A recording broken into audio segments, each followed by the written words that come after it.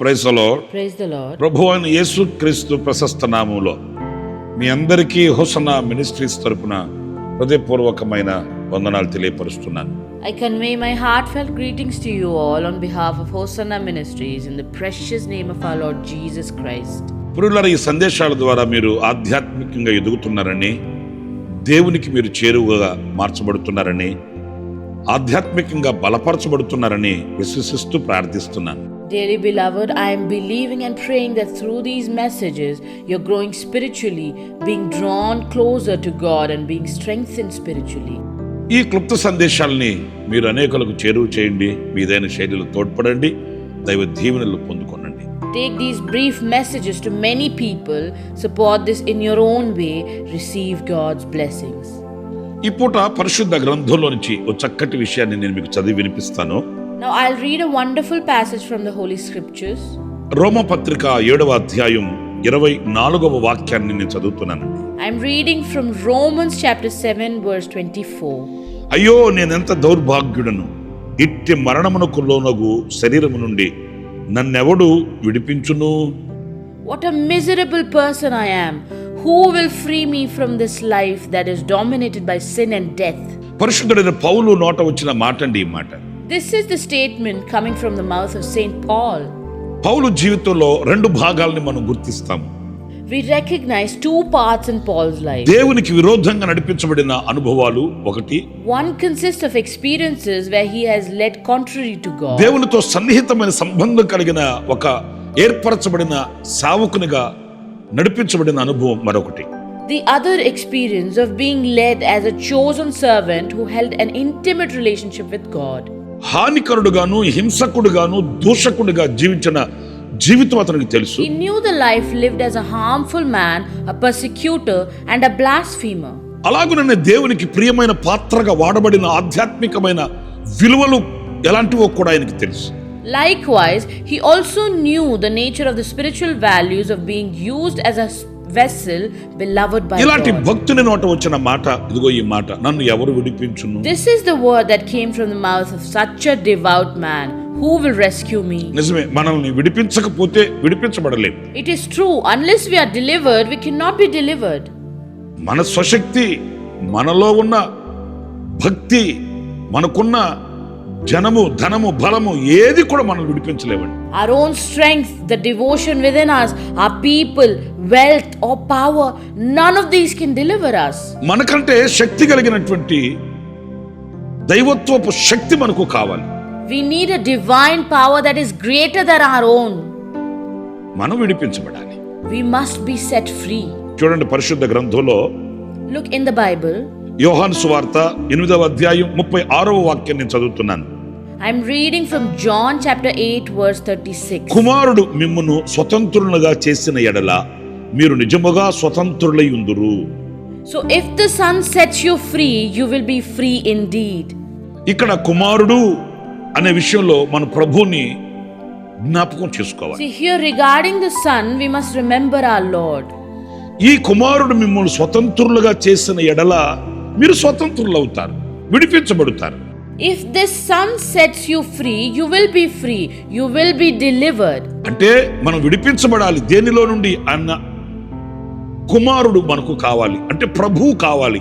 ప్రభువు మాత్రమే మనల్ని విడిపించగలిగిన దేవుడు. This means we need the Son to deliver us from whatever binds us. This means that we need the Lord. The Lord alone is the God who can deliver us. అది చీకటి సంబంధమైన బ్రతుక? Is it a life of darkness? అది మరణకరమైన అనుభవాల? Is it deadly experiences? సమస్యల వలయాల? A cyclone of problems? అనారోగ్యపు పరిస్థితుల? Sickness? ఎలాంటి కష్ట పరిస్థితులైనప్పటికీ కూడా అందులో నుంచి విడిపించగలిగిన శక్తి కలిగిన దేవుడు ఒకే ఒక్కడు, ఆయన మన ప్రభువైన యేసుక్రీస్తు. No matter how difficult or challenging the circumstances are, there is only one powerful God who can deliver us out of them. He is our Lord Jesus ఆయన Christ. పేరే విమోచకుడు, Redeemer is His name. ఆయన పేరే రక్షకుడు. Savior is His name. నా ప్రియమైన సహోదరులారా, ఆయన విడిపించుటకు దిగివచ్చిన దేవుడండి. My dear ones, He is the God who came down to deliver us. పాప బంధకాలలో నుంచి విడిపించడానికే ఆయన సిలువ మ్రానును మోయవలసి వచ్చింది. ఆ సిలువ మ్రాను మీద ఆయన నిలవవలసి వచ్చింది. It was to deliver us from the bonds of sin that he had to carry the wooden cross. He had to stand upon that cross. మనం అనుభవిస్తున్న దరిద్రతను అనుభవించి ఆయనలో ఉన్న ఐశ్వర్యాన్ని మనకు అనుగ్రహించాడు. Experiencing the poverty that we suffer, he bestowed upon us the riches that are in him. ఆయన మనలను విడిపించువాడు అన్నప్పుడు మనం ఆయనను చేరుకోవాలి. When we say he is the one who delivers us, we must reach out to him. మనం ఆయన అంగీకరించాలి. We must accept him. యేసు ప్రభువుని ఎందుకు నమ్ముకోవాలి? Why should we believe in the Lord Jesus? యేసయ్య దగ్గరికి ఎందుకు వెళ్ళాలి? Why should we go to Jesus? యేసయ్య మనల్ని విడిపించువాడు గనుక. Because Jesus is the one who delivers us. ఏదో మతం మారడానికి, కులం మారడానికి వేరే వేరే చెడు అభిప్రాయాలు కాదండి. It is not for converting religion or changing caste or for any other misconceptions. ప్రతి మనిషి కట్లతో కట్టబడి పట్టబడి బంధింపబడి ఉన్నాడు. Every human is tied with cords, caught and imprisoned. పాపం అనే బంధకం, Bond of sin, మరణం అనే బంధకం, bond of death, లోకం అనే బంధకం, bond of the world. ఆశల వలయాలలో ఈరోజు మనిషి చిక్కుపడిపోయి ఉన్నాడు. Today man is trapped in the webs of desires. వాటిలన్నింటిలోంచి విడిపించు నాదుడు దేవుడు ఒకే ఒక్కడు, ఆయనే మన ప్రభు అయిన యేసుక్రీస్తు. The Lord and God who delivers us out of all of them is only one. He is our Lord Jesus Christ. గనుక మనల్ని విడిపించువాడు మన ప్రభువు. And so our Lord is the one who delivers us. మీకు మరొక మాట కూడా నేను మీకు జ్ఞాపకం చేస్తాను. I'll also remind you of another verse. యోహాను సువార్త 8వ అధ్యాయం 32వ వాక్యంలో మనం గమనించినప్పుడు, When we observe John chapter 8 verse 32, అప్పుడు సత్యము మిమ్మును స్వతంత్రునిగా చేయునని చెప్పగా, and the truth will set you free. ప్రియులారా చూడండి, సత్యము మిమ్మల్ని విడిపిస్తుంది, సత్యము మిమ్మల్ని స్వతంత్రులుగా చేస్తుంది. Beloved, look, the truth delivers you, the truth sets you free. ఆయన వాక్యమే సత్యం, His word is truth. ఆయన మాటలే సత్యం, His words are truth. ఆయన నిబంధనలే సత్యం, His covenants are truth. ఆయన ధర్మ విధులే సత్యం, His decrees are truth. ఆయన ఉపదేశమే సత్యం. His teaching is truth. ప్రియమైన దేవుని బిడ్డలు, Dear children of God, దేవుని వాక్యం, దేవుని యొక్క ధర్మశాస్త్రం, ధర్మ విధులు మనల్ని విడిపిస్తాయి. God's word, God's law and his decrees deliver us. మనల్ని స్వతంత్రులుగా చేస్తాయి. They set us free. దేవుని వాక్యం జీవము కలిగిందండి. God's word is alive. దేవుని వాక్యం బలము కలిగిందండి. God's word is powerful. దేవుని వాక్యం ఉత్తమమైనది, ఉన్నతమైనదండి. God's word is excellent and supreme. దేవుని వాక్యం వెలుగైనదండి. God's word is light. దేవుని వాక్యం దీపము లాంటిదండి. God's word is like a lamp. దేవుని వాక్యం మనల్ని శుద్ధి చేసేదండి. God's word purifies us. దేవుని వాక్యమే మనకు దృష్టిని కలిగించేదండి. God's word gives us vision. దేవుని వాక్యమే మనకు చేయూతగా నిలిచి ఎక్కడ సొమ్మసిల్లిపోకుండా, అలసిపోకుండా మన నడకను కొనసాగింప చేసేది ఈ విడుదలనిచ్చే సత్యవాక్యమే. It is this true word that gives deliverance, standing as our helping hand so that we can continue our walk without fainting or growing weary anywhere. వాక్యమును హత్తుకొనిన వ్యక్తి A person who clings to the word బంధింపబడి ఉండడండి. will not remain bound. వాక్యంతో సహవాసం చేసే వ్యక్తి A person who fellowships with the word స్వతంత్రుడై బ్రతుకుతాడు. will live as a free person. ప్రియమైన సహోదరులారా, My dear ones, మరి మీరు దేని చేత విడిపించబడాలనుకుంటున్నారు? then what do you want to be delivered by? ఎవరు మిమ్మల్ని విడిపిస్తారు అని మీరు అనుకుంటున్నారు? Who do you think will deliver you? ఇదిగో సత్యవాక్యం సెలవిస్తుంది. See, the word of truth declares. ఈ వాక్యమే విడుదలను ప్రసాదించి It is this word that grants నిన్ను deliverance, స్వతంత్రునిగా చేసేది. makes you free. మరి వాక్యానికి, దేవుని మాటకి విలువిస్తున్నావా? Are you giving value to the word and God's voice? దేవుని మాటకు లోబడుతున్నామా? Are we submitting to God's word? దేవుని మాటను గణపరచగలుగుతున్నామా? Are we able to honor God's word? దేవుని మాటకు సమ్మతిని తెలియపరచగలుగుతున్నామా? Are we able to give our assent to విడుదల God's కొరకై word? సత్యవాక్యాన్ని ఆస్వాదించాలి. For deliverance, we must savor the word of truth. విడుదల కొరకై సత్యవాక్యాన్ని వెంబడించాలి. For deliverance, we must follow the word of truth. ఆ వాక్యమే మనల్ని స్వతంత్రులుగా చేస్తుంది. That word itself will set us free. మూడవదిగా మరొక మాట మీకు జ్ఞాపకం చేస్తాను. Thirdly, I'll remind you of another verse. పరిశుద్ధుడైన పౌలు కొరింథీ సంఘానికి వ్రాసిన 2వ పత్రిక The second epistle written by Saint Paul to the church of Corinth. 3వ అధ్యాయం 17వ వాక్యం. Chapter 3 verse 17. నేను చదువుతున్నానండి. I am reading it. ఆత్మ ఎక్కడ ఉండునో అక్కడ స్వాతంత్ర్యము నుండును. And where the Spirit of the Lord is, there is freedom. ప్రియులారా చూడండి, దేవుని ఆత్మ, పరిశుద్ధమైన ఆత్మ ఎక్కడ ఉంటుందో Beloved, look where the Spirit of God, the Holy Spirit dwells.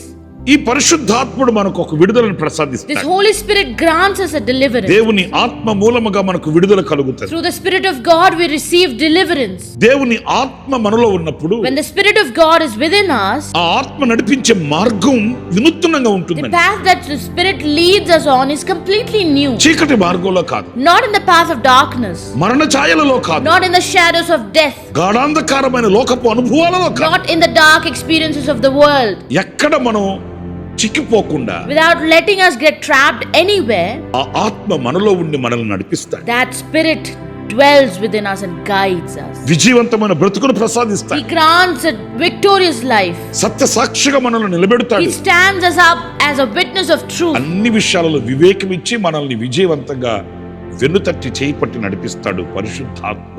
Giving us wisdom in all matters, the Holy Spirit patting our back and holding our hand leads us successfully.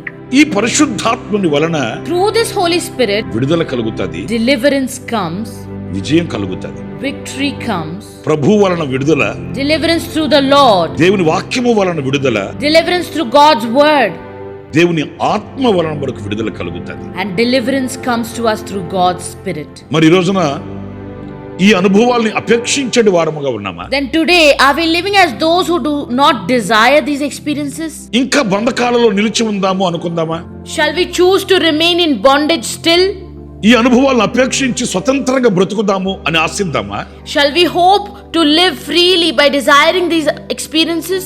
ఇంకా బంధకాలలోనే బంధింపబడి కన్నీళ్లమయమై జీవితాన్ని శాపంగా మార్చుకుందాము అని నిర్ణయించుకుందామా? Or shall we decide to remain bound in chains, filled with tears, turning our lives into a curse? రండి ప్రార్థన చేసుకుందాం. Come, let us pray. తలలోంచి కళ్ళు మూయండి. Bow your heads and close your eyes. విడుదలను ఆశించి ప్రభు సన్నిధిలో ప్రార్థిద్దాం. Let us pray in the Lord's presence, longing for deliverance. జీవాధిపతి అయిన ప్రభువా మీకు వందనాలు చెల్లిస్తున్నాను. Lord of life, I offer my thanks. దేని మూలముగా విడుదల కలుగుతుందో మేము ధ్యానిస్తూ వచ్చాము నాయనా. We've been meditating upon what brings us deliverance, Lord. ఎంతో అనుభవం కలిగిన దైవజనుడైన పౌలు నోట వచ్చిన మాటను ధ్యానిస్తూ వచ్చాము. We've been meditating on the words that came from the mouth of Paul, the man of God with great experience. మమ్మలను ఎవరు విడిపించును? Who will deliver us? దేవుని వాక్యములో మేము కొన్ని ధ్యానిస్తూ వచ్చాము. We've been meditating on a few things in God's word. విడిపించు దేవుడు నీవే నాయనా. You are the God who delivers, Lord. విడిపించు వాక్కు మాట నీది నాయనా. Yours is the delivering voice and word, Lord. విడిపించే ఆత్మ నీది నాయనా.